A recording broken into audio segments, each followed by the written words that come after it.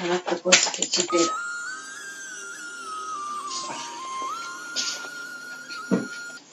बच्चों, स्वागत है आपका। आज हम लोग डिस्कस करेंगे क्लास 12 हिस्ट्री के book 3 chapter number 13 Mahatma Gandhi and the nationalist movement, Mahatma Gandhi और राष्ट्रीय आंदोलन के most important 3 marks and 8 marks questions के बारे में।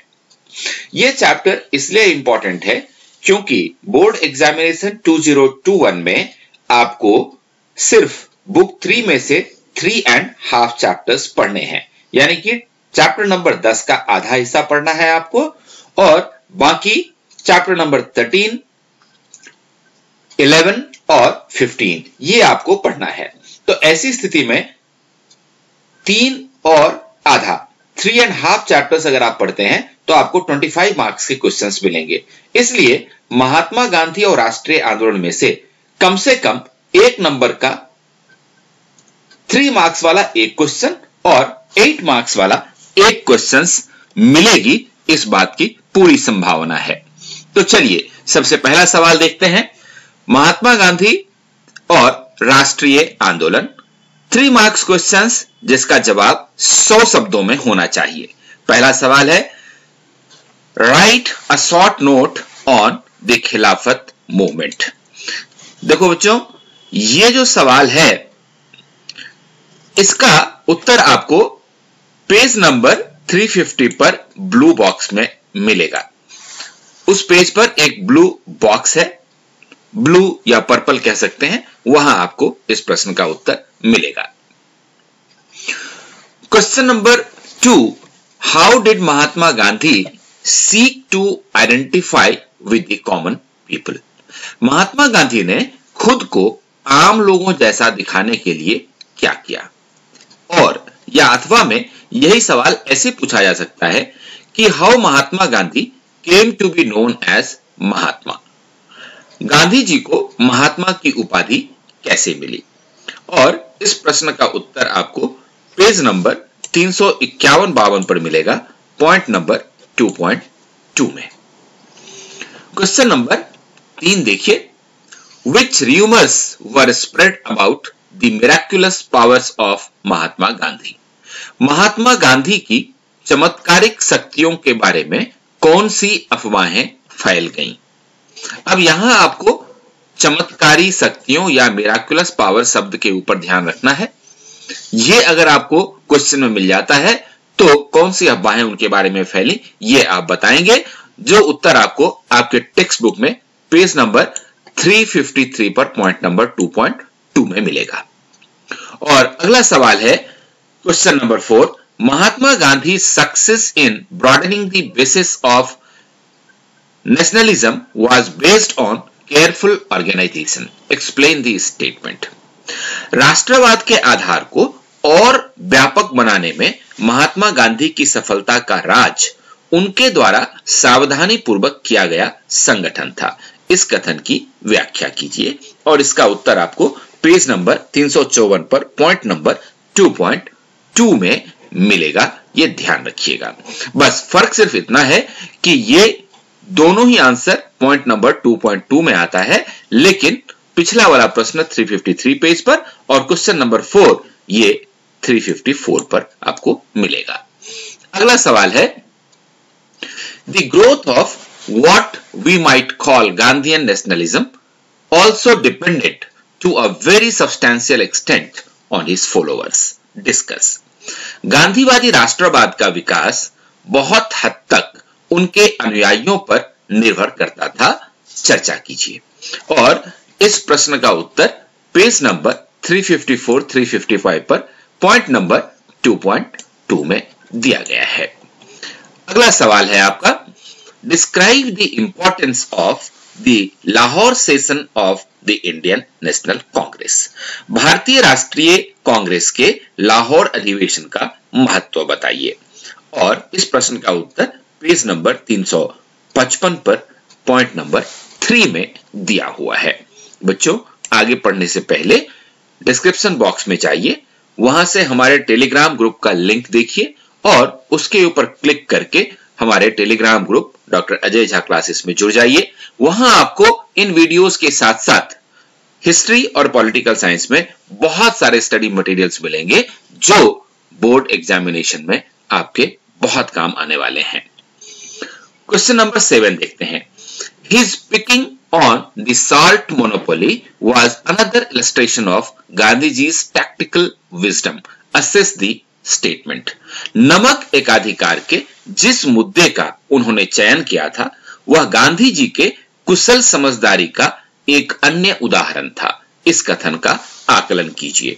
ये पेज नंबर 356 पर पॉइंट नंबर 3.1 में इसका उत्तर आपको मिल जाता है और ये एक बड़े प्रश्न का 8 नंबर के प्रश्न का भी हिस्सा है जो है सविनय अवज्ञा आंदोलन के बारे में। ये हम आगे देखेंगे।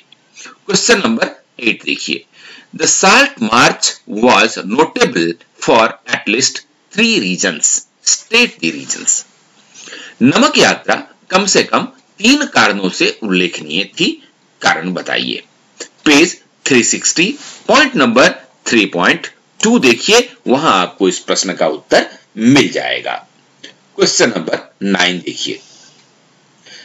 What were terms of Gandhi Irwin pact. Gandhi Irwin समझौते की क्या शर्तें थीं? पेज नंबर 360 पर इस प्रश्न का उत्तर पॉइंट नंबर 3.2 के पैराग्राफ नंबर 2 में मिल जाएगा। और अगला जो सवाल है, why were the dialogues at the round table conference inconclusive. गोलमेज सम्मेलन में हुई वार्ता से कोई नतीजा क्यों नहीं निकल पाया? इस प्रश्न का उत्तर पेज 360 पर ही, पॉइंट नंबर भी वही है 3.2, लेकिन उत्तर इसका पैराग्राफ नंबर 3 में दिया गया है। इस बात का ध्यान रखिएगा। अगला जो सवाल है वो है why Cripps mission was sent to India. Why talks broke down between Cripps mission and the Congress.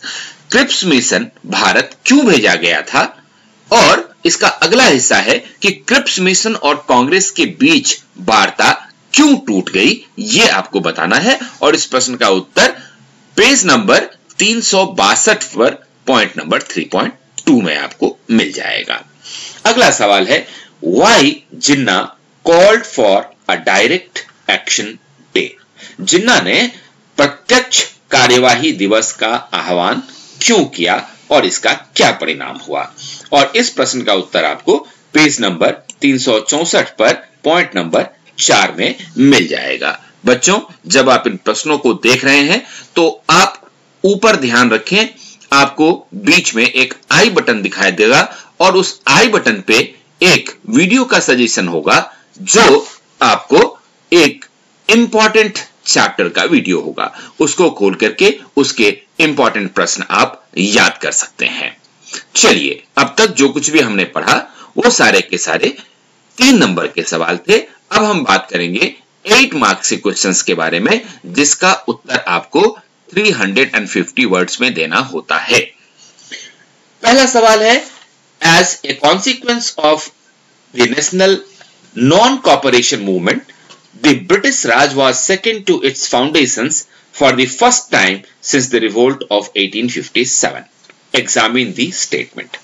1857 के विद्रोह के बाद पहली बार असहयोग आंदोलन के परिणाम स्वरूप अंग्रेजी राज की नींव हिल गई। इस कथन का परीक्षण कीजिए। और ये 8 नंबर का सवाल है। इसका उत्तर आपको 351 पेज पर पॉइंट नंबर 2.1 में मिल जाएगा। अगला जो इंपॉर्टेंट सवाल है 8 मार्क्स के लिए वो है why did the salt law become an important issue of struggle.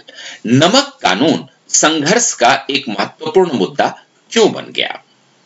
और यही प्रश्न इसके अथवा में पूछा जा सकता है, write a detailed note on civil disobedience movement. सविनय अवज्ञा आंदोलन पर एक विस्तृत टिप्पणी लिखिए। और इस प्रश्न का उत्तर आपको पेज नंबर 355 से लेकर के 358 तक मिलेगा और पॉइंट नंबर 3 और उसी के अंडर 3.1 में भी इसका उत्तर दिया गया है। दोस्तों, वीडियो के अंत में आपको एक प्लेलिस्ट मिलेगा। उस प्लेलिस्ट को खोलेंगे तो अब तक जितने भी चैप्टर्स के वीडियो बने हैं क्लास 12 हिस्ट्री का, वो आपको उस प्लेलिस्ट में एक साथ मिल जाएगा। उसको डाउनलोड कर लीजिए और उसको सेव करके रख लीजिए ताकि आप कभी भी उनको पढ़ सकते हैं और रिवीजन कर सकते हैं। साथ ही वहां पर मैं एक हमारा एक आइकॉन है relearn with doctor Ajay Jha, उसके ऊपर क्लिक करके आप इस चैनल को सब्सक्राइब भी कर सकते हैं। क्वेश्चन नंबर 3 देखिए, quit India was genuinely a mass movement, examine the statement. Bharat छोड़ो वास्तव में एक जन आंदोलन था, इस कथन की जांच कीजिए। और इस प्रश्न का उत्तर आपको पेज नंबर 363, 364 पर पॉइंट नंबर 4 में मिलेगा। अगला सवाल, और ये जो सवाल है ये अंतिम सवाल है इस चैप्टर का, लेकिन बहुत ही इंपॉर्टेंट सवाल है। और सवाल है कि there are many different kinds of sources from which we can reconstruct the political career of Gandhiji and the history of the nationalist movement. Explain with examples. हमारे पास बहुत सारे स्रोत उपलब्ध हैं जिसके जरिए हम महात्मा गांधी के राजनीतिक सफर और राष्ट्रीय आंदोलन के इतिहास को सूत्रबद्ध कर सकते हैं। उदाहरण दीजिए, यानी कि उदाहरणों के साथ इस प्रश्न का उत्तर आपको लिखना है। और इस प्रश्न का उत्तर 367 पेज से शुरू होता है, 373 पेज तक चलता है। बीच बीच में कई सारे आपको लेटर्स वगैरह दिखेंगे, वो आपको नहीं करना है, सिर्फ पॉइंट्स आपको देखना है और उसके उत्तर को नोट्स के रूप में तैयार कर देना है। और ये पॉइंट नंबर 6 है। तो दोस्तों, मुझे पूरा विश्वास है कि ये सारे प्रश्न अगर आप पढ़ लेते हैं तो आपको कम से कम 8 नंबर का एक और 3 नंबर का एक सवाल आपके बोर्ड एग्जाम में मिलेगा। इसीलिए इन सवालों को बहुत अच्छी तरह से याद करिएगा। All the best.